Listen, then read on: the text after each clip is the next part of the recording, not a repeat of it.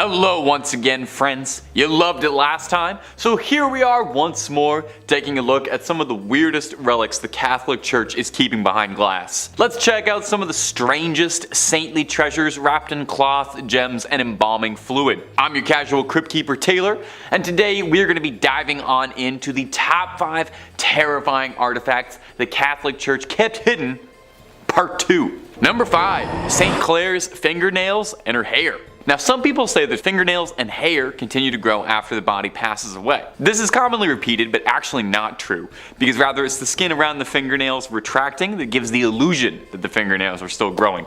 I thought I would just toss in a totally unrelated fun fact you can use at a party. These fingernails aren't growing at all, because they're not attached to anybody, and they're kept in a glass box alongside some of St. Clare's wonderful curls, like the world's worst and possibly stinkiest time capsule. Now, St. Clare was often overshadowed by her more famous mentor, Francis of Assisi, but St. Clare was her own woman, accomplished in her own right. She founded her own order of nuns, the Poor Clares. Inspired by Francis's teachings when she was a teenager, she renounced the world and founded an order based on the ideals of extreme poverty and contemplation. I should probably look into this order because being extremely broke and contemplating being extremely broke is about 99% of what I do. The order spread popularity and houses of Poor Clares were established far away from her home convent in Assisi. Now, it's said that part of what made St. Clare's decision to give up the worldly life so inspiring was that not only was she blessed to be born into a family of great wealth, but oh va-va-voom, St. Clare was a real stunner. Now, you know, the depictions we have to work with may not look like much, but they called her the first Jenner for her luscious lips and flowing locks. As proof of her devotion, Francis trimmed her beautiful extravagant hair as a physical manifestation of rejecting her former vain existence. As you can see, I'm not quite there yet. I'm still quite happy with my vain, disgusting hair. Now, someone down the line managed to get a hold of St. Clare's hair and fingernails. Maybe they were just sweeping the barber room floor. These treasures, for lack of a better word, were kept and encased in a reliquary at the basilica named in her honor. This also contains a rock crystal flask with her fingernails. Really not sure why anyone felt they needed to keep that. I'm not sure how holy these are, but hey, I'm not a saint or a bishop or a pope or any of that stuff. I'm just a YouTuber and I'm barely that even. But if you want to hear more of me narrating some of these strange and peculiar parts of the big globe we share, Top 5 Scary is the place to be. We got a little something for everyone. So make sure you click on through, like this video, subscribe, and hit that little bell, and we can keep on bringing you screams every single day, twice a day, and then some. But do that at the end of this video, okay? We got way more weird Catholic relics coming up for you. Number 4, papal hearts. You know, they say some people wear their hearts on their sleeves, and some people collect 22 hearts in marble urns inside a beautiful reliquary. We all have our hobbies. We all collect things. Just make sure those hearts are still in their original packaging, otherwise, you know, they're totally worthless. Well, these aren't just regular old hearts. These are the hearts of 22 former popes. Obviously they're former popes if their hearts are, obviously. At the Church of Santi Vincenzo e Anastasio a Trivia.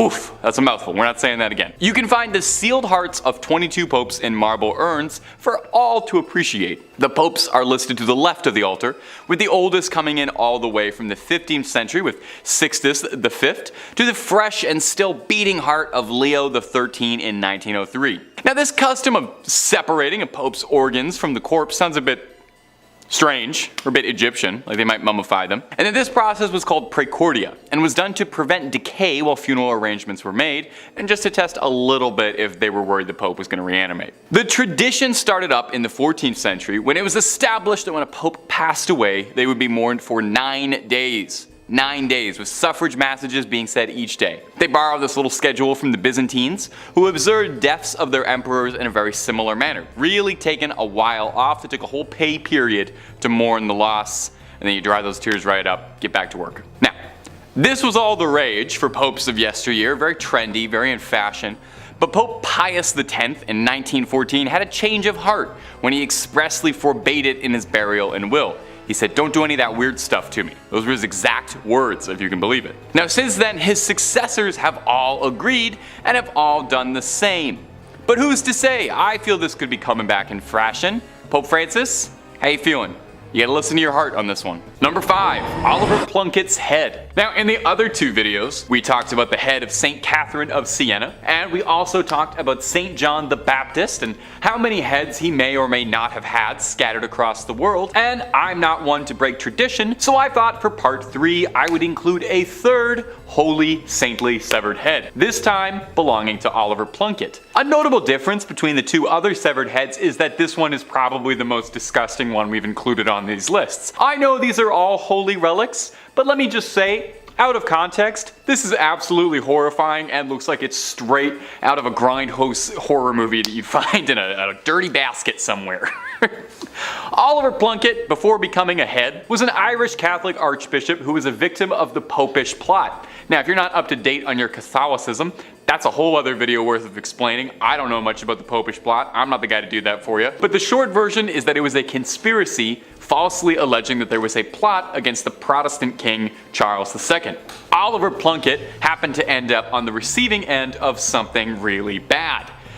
Namely, he was executed, which is pretty bad. But they really went out of their way to destroy Oliver Plunkett, his public image, his body. They called his praising of the Roman Catholic Church high treason, and his punishment was a slow and arduous death. He was hung, drawn, and finally quartered. And just in case there were any odds of him pulling through on a miraculous recovery, as a final effort, they yeeted his head into a fire, where it was rescued by a friend of Plunkett. I'd like to think I would do that for my friends. Well, after being recovered, the head was rescued and stored hidden away in a nunnery, eventually brought to Ireland in 1995, where he's now kept on display in the National Shrine to the Saint. He was canonized for his troubles, and he is the first new Irish saint in about 700 years. It's high time for some new blood, I think. So, you can go, you can pay your respects to him, and maybe offer him some skin cream, because that skin's looking a little dry. And if you're looking for more creepy videos on weird relics or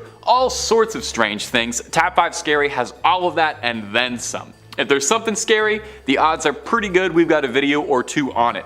And if you haven't already, subscribe, hit that bell for more videos every single day. But do that at the end of this video, okay? We got way more weird Catholic relics coming up for you. Number 4, St. Teresa's hand. Now, if you've watched our other videos on this subject, then no doubt you're already very familiar with the practice of making remnants of saints into relics. Now, something that's directly from a saint is called a first-class relic. That means it's something that came off of their body, you know?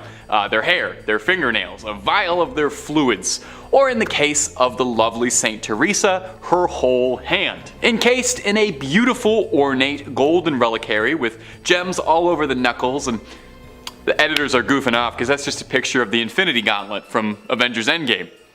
Wait, that's what it really looks like. Yeah, it seems that Marvel Studios was more than inspired by the incorruptible St. Teresa's hand when designing the weapon that would give Thanos the power to wipe out half the universe. Throw a comparison pic of them side by side, they're almost indistinguishable. I'm not 100% certain if there's any symbolism or connection there, but I'm sure St. Teresa would love to know she was involved. She was a huge fan of the Marvel Cinematic Universe and all the things they do. When St. Teresa of Avila passed away, the sisters of her convent buried her with the hopes of keeping her holy body with them. 9 months later, she was exhumed, only to discover that her body was intact.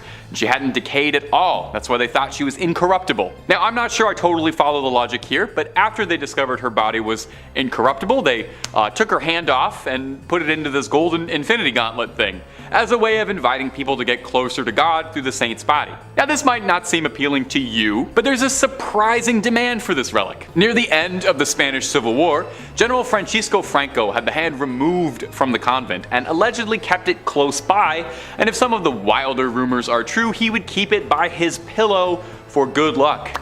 You really gotta hand it to him. He was a devout follower of the faith. Today, you can find the hand in Iglesia de Nuestra Señora de la Merced in Ronda, Andalusia, and you don't even have to rip a stone out of the Vision's forehead to get a good look at this gauntlet. Number 5, St. Catherine's head. Coming up first on our list of strange artifacts that the Catholic Church has hidden away is the severed, mummified head of the revered St. Catherine of Siena. You wouldn't really expect there to be a severed head kept out on display, but it is an important head, I've come to understand. When she was young, St. Catherine had a vision of Jesus on a throne surrounded by saints. Afterwards, she devoted her life to Catholicism and she gave herself to the nunnery, cut her hair, scalded herself, and took a vow of celibacy. At 28, Catherine was said to have received the stigmata when 5 red rays shot out of the crucifix she was praying to and pierced her hands, her feet, and her heart. But these were far from the only miracles attributed to the lovely St. Catherine, however. She was said to be seen levitating once during prayer, and even once a priest said he saw a Holy Communion fly from his hand directly into her mouth. Now, I will be honest, that does make her sound a bit like a saintly golden retriever, but okay. Catherine would pass at the young age of 33 and would be canonized a century later. If you don't know, that's a fancy word for being made into a saint post-mortem. While she passed in Rome, there was some disagreement as to where the young saint should be laid to rest eternally. Her hometown of Siena quite wanted her body back. Her spiritual leader, Raymond of Capua, knew he wouldn't really be able to smuggle her entire body past guards in Rome, so he elected to just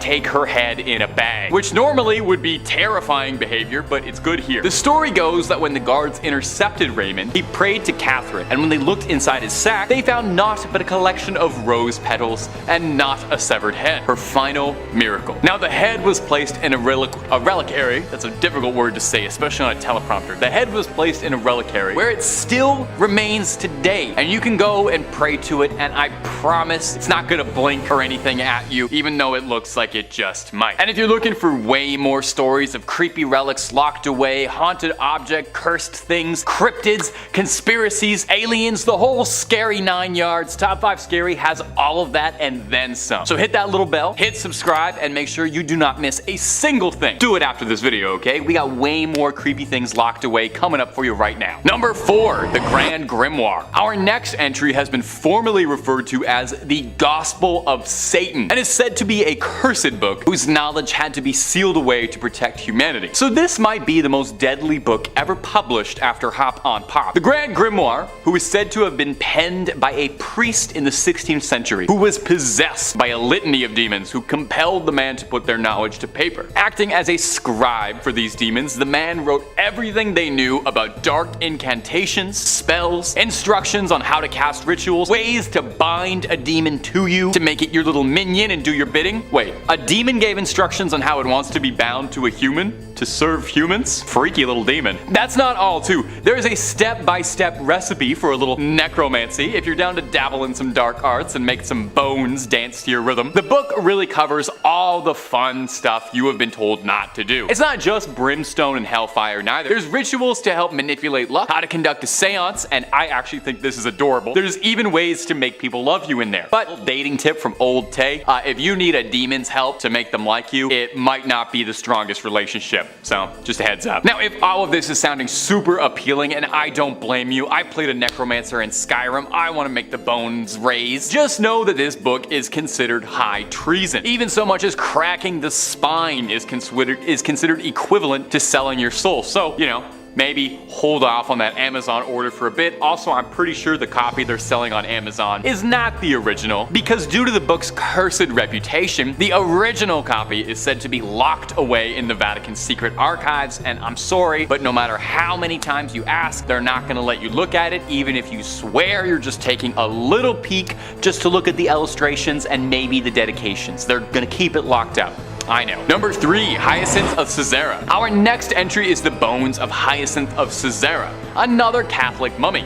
I'm starting to think there's more Catholic mummies than there were Egyptian ones. Incredibly ornate and gorgeous, the bones of Hyacinth look like something out of one of the Indiana Jones sequels, rather than like a real thing you can go and see, but I promise you they are totally extant. On the grounds of the Fürstenfeld Abbey reside the relics of 2 saints. Now, these aren't just like a toenail or a tongue, and more on that later, but these are full-on science class skeletons dressed to the 9 in gold and jewels, encrusted in more diamonds and rubies than you could imagine. They are probably worth more than your and my apartments combined. Old Hyacinth, Hycy, as he liked to be called by his friends, was an obscure martyr from the early days of Christianity, slain by the Romans for his faith. We know precious little about him today, but we know that his name appears in a list of martyrs from the 4th century, which suggests that he used to be Pretty important. And he was popular enough to write his name down on a list, much like what I'm doing right now. Look at how history repeats itself like that. Isn't that fascinating? Now, Hyacinth's skeleton showed up at the Church of the Assumption in, I'm gonna excuse the pronunciation here, Fürstenfeldbruck near Munich at an unknown date. Did somebody just dropped him off? Somebody just dumped a bag of bones on the front step like he's a baby you're giving up for adoption at the fire station? No more questions. The church was sacked by the Swedish army in the 17th century, and when it was rebuilt, they really went all out with the decor, going over the top, a little baroque, including a skeleton decked out in bling, looking like he is about to take over the skeleton rap scene. So that's Hyacinth, largely not remembered in life for any particular reason beyond being slain for his religion, and remembered forever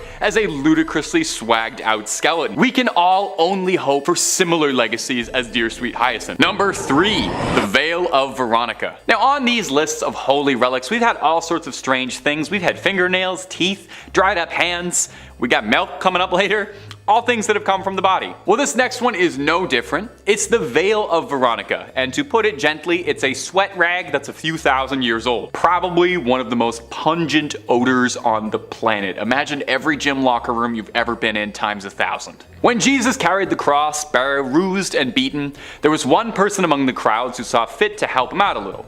Veronica wiped Jesus' face with this rag, and miraculously his face transferred onto the rag like it was silly putty on the funny papers. Now, as an outsider, I thought this is what the Shroud of Turin was. That was the wrapping used to wrap Jesus after his death, so the thing I'm learning is that Jesus left an imprint of his face on just about any surface he touched. You give him a hug, have his face on the shoulder of your shirt for the rest of your life as a sacred artifact. Now, the Veil of Veronica is hard to nail down hard, concrete facts on. It's never been officially canonized as a relic of the church, and is only alleged to exist. It's claimed to be owned at St. Peter's in Rome, although this particular relic is not on public display anywhere. Probably for the best. Honestly, don't know if I want to see a 2,000-year-old sweat stain. The ones underneath my shirts are bad enough. Now, it might sound like I'm being disparaging, referring to this relic multiple times as a sweat rag or a sweat stain, but I would like to offer this. The Latin name for the veil is sudarium. Sudarium literally translates to sweat cloth, so even the official churchly terminology for this relic acknowledges that it's just a stinky rag that has some sweat on it, but a holy stinky rag that has some sweat on it. Number 2, Mother Mary's milk. We're gonna do our best to get through this, I promise. Mother's Milk might be my favorite Red Hot Chili Peppers album, it's my favorite character on The Boys, and it might just be one of the oddest relics on a series of odd relics that's all the way to part 3. Took a lot of restraint to not put this in the first 2, but we're on part 3, so here it is now. As incredibly odd as it may sound, the Virgin Mary's milk is considered a relic of the Catholic Church. I hope they've been keeping that in the fridge, lest it spoils. Does holy milk spoil? Is everything I've said in this video profoundly heretical? There is a church called the Church of Milk Grotto, built outside Bethlehem. The history goes that the Madonna and child had taken refuge in this cave, and while she was feeding, milk spilled outwards and blessed the stone of the cave, turning it completely white. Now, the church serves as a popular shrine for women who are struggling with fertility, who hope that the lasting aura and presence of the Virgin Mary will bless them. There's a legend that goes with it. Saint Bernard, the saint, not the big dog that has his tongue hanging out, was devoted to the Mother Mary. And one day, he was praying at a statue of the Madonna, and he asked it to give him some sign, some proof that she was a mother. I guess the statue has like an odd sense of humor because it sprayed milk onto Saint Bernard. Depending on the variation of the story, either his eye or in his mouth. I saw a lot of really interesting paintings depicting this scene, and editors, I hope you're having so much fun trying to find photos for this one. I am so sorry. Truly, rest in peace your search history. In the Middle Ages, vials of the milk were sold and transported all over Europe. For what purpose, I could not tell you. These days, the Church of Milk Grotto sells a limestone powder made from the stone walls of the grotto, meant to be dissolved in a drink and consumed. Kind of like Crystal Light, but it's holy milk. Probably heals all that ails, and it's a good source of calcium, perhaps. And number 1, the Holy Prepuce. This is going to be the one that takes the channel down. You have no idea the restraint it's taken me to only be bringing this up now in part 3 of strange relics. This is probably the strangest relic of them all. We'll do our best to discuss this with reverence and also somehow figure out how to stay within content guidelines. Editors, best of luck. When Jesus was born, on his 8th day, a small piece of his skin was removed in a traditional ritual performed on Jewish men when they're born. Okay? Are you sort of following along with what I'm saying here? This particular part of the body that I can't quite mention that was removed at birth was an immensely holy relic to the Catholic Church called the Holy Prepuce. Now, the very bizarre part regarding the history of the Holy Prepuce isn't just that it exists at all, it's how much trouble one bit of skin would cause. You see, the prepuce first pops up in the year 800, when Charlemagne gave it to Pope Leo III on December 25th, making it one of the oddest Christmas gifts ever given in human history. From here, it stayed until 1527. Now, when Rome was sacked, a German soldier stole the prepuce and tried to keep it for himself until it was eventually recovered again and became the centerpiece of the village of Calcutta, where it was seen as the most exciting thing to happen in a while. It was like a celebrity showed up to the village. It was this great, big, important deal. They had a part of the body of the Savior.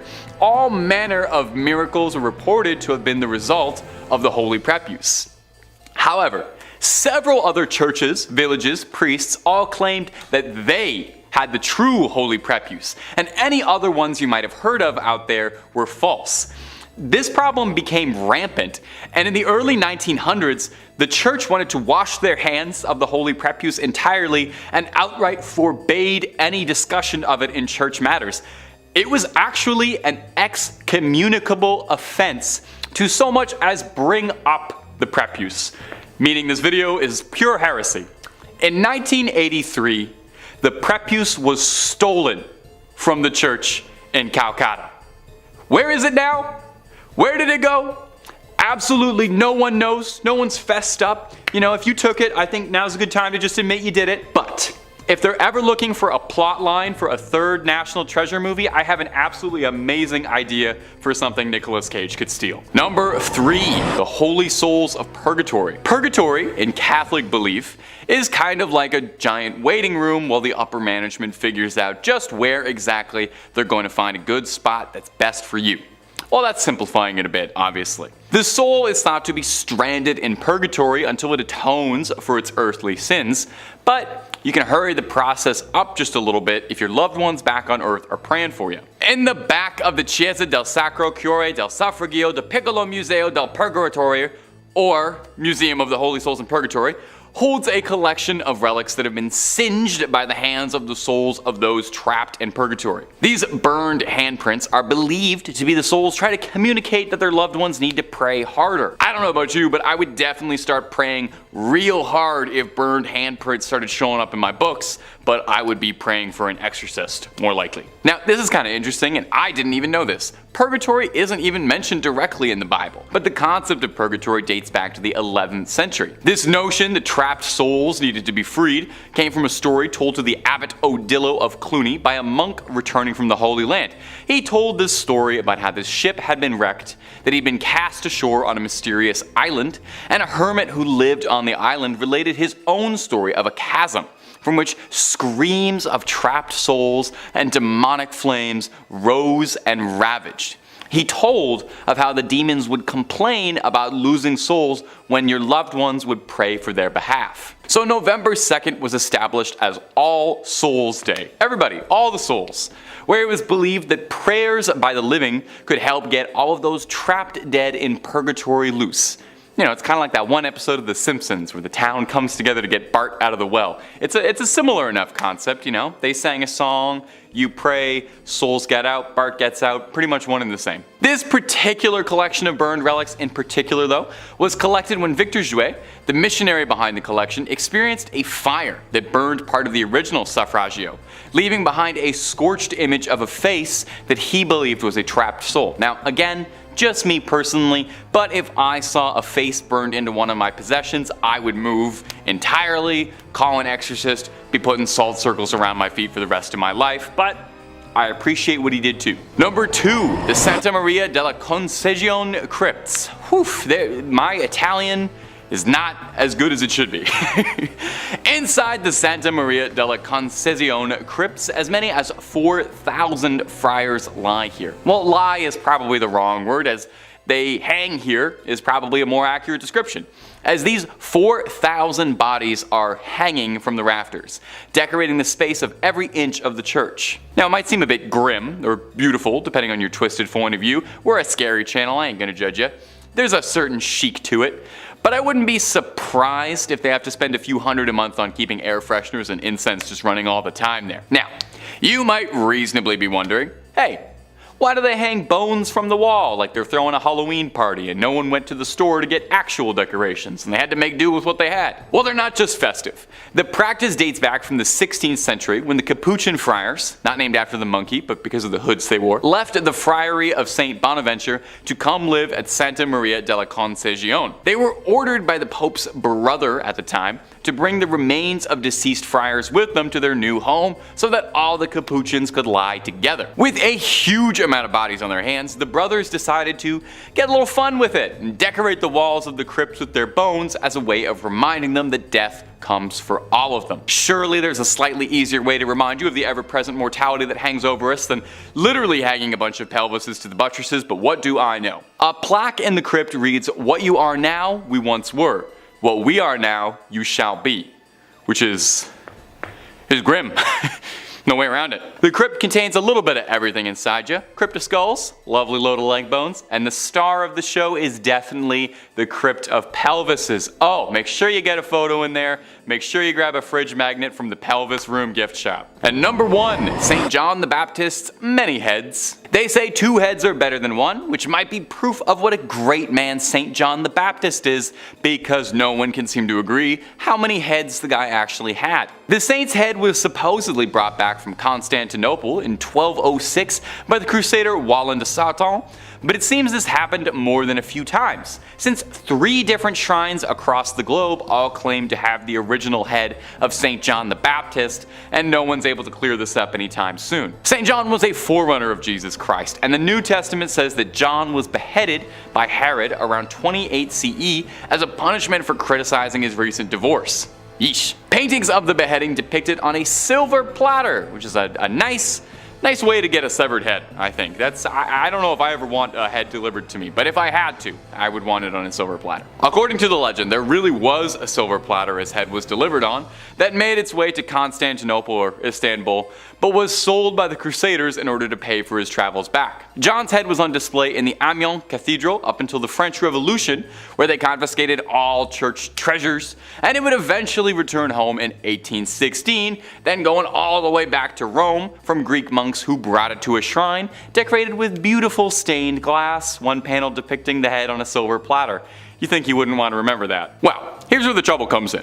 A German museum in Munich also takes great pride in having St. John's head. The Munich Residence Museum contains a bunch of other holy relics, but their most prized is the alleged St. John's head, although no one really knows how it got there. This skull is wrapped in cloth and heavily interred with gems. Now, 2 would be impressive, but St. John's got a crowd worth of heads because he's got 3.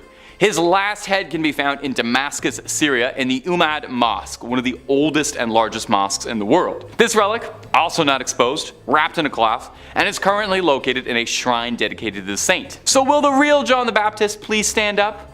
Or do all 3 of these heads actually really belong to him and he had to be beheaded 3 times for it to take? You know what, don't answer that. I'm not sure if that's something I really want to know. Number 2, the tongue of Saint Padilla.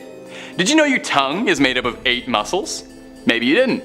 Did you know that one of the most important relics to the Catholic Church is a dried up 8,000-year-old tongue that looks like beef jerky kept inside a golden helmet that looks like something out of a dark fantasy 80s movie? Well, now you do. And have you enjoyed how much of this list is mummified bodies in gold? Because I have. St. Anthony was said to be a jewel case of the Bible, making a name for himself with his apparently extremely inspirational sermons that won the Catholic Church many new members. People would flock in just to hear what St. Anthony was talking about. Apparently, he even got a bunch of ex-Christians to reform and rejoin the faith. He was apparently an incredibly accomplished public speaker, and I would say that he had a silver tongue, but we actually have proof of what color his tongue was because it's kept in a little glass jar. St. Anthony would pass away in 1231 from edema, a horrible disease that causes a buildup and blockage of fluid in the body's tissues. Now, some 30 years later, in 1263, he was exhumed, and shocking the grave diggers who were doing it, while While his body had rotted and decomposed, his legendary tongue was still intact, as incorruptible as it had been in life, allegedly still wet with saliva. I wonder if he could still taste. Seeing it was a miracle, the gravediggers took his tongue alongside the bottom half of his jaw, and they are both displayed in the Basilica of St. Anthony of Padua in elaborate gold reliquaries. But honestly, it looks like something straight out of Warhammer 40k. Does no one think this is as odd as I do? Maybe I'm an outsider. I didn't grow up terribly Catholic, so I don't really know these imagery. I know the story behind it isn't terribly scary, but the image of this tongue and jaw inside a little glass helmet wrapped in gold looks like something I would ask an AI to make if I typed in nightmare. A tongue shouldn't look like that. And I feel like a jaw shouldn't look like that either. Am I alone in this? Am I weird for thinking this is weird? You let me know down below in the comments if maybe I just lack context on all of this. And number 1, Camillus de Lellis' heart. Camillus de Lellis was a man with a big heart full of love, never ending in generosity. We know just how big his heart is because it is kept in a glass jar and it is salted to preserve its legacy. Whoa. Camillus started out pretty humble, born in 16th century Naples. He would later become a soldier until a brutal gambling problem would end up overtaking his life, leaving him in rags driving a donkey cart, but he knew that a far better life was out there. Eventually, he was urged by a friar to explore the lighter side of his soul, and eventually someone was able to pierce his heart both figuratively and later literally, and persuaded him into seeking divine retribution. Camillus would devote his life to providing for the ailing, but tragically, and perhaps unsurprisingly if you spent all your time around sick people before modern medicine, a lifetime of caring for the sick led to him also becoming gravely ill, soaking up a litany of ailments, including a sore in his leg for 46 years, a rupture for 38 years, 2 callous sores in the sole of a foot, violent nephritic colics, intense kidney pain, and for a long time a loss of appetite. Now all of these things, working in tandem, would eventually claim Camillus, a man who gave his life to healing the sick. So post-mortem he was canonized and thought of as the patron saint of the sick. And what better way, I ask, to venerate a man famous for his ever-giving heart than to cut his heart out like he was in the Temple of Doom and start salting his heart like it was beef jerky. You can go to St. Mary Magdalene's church in Rome to go see if his heart, put a stethoscope up to it, check if it's still beating, but it's pretty dried up and tucked away behind glass where you can go and pay your respects and see if it has any life left to bestow and maybe if it'll help you out with an illness at all.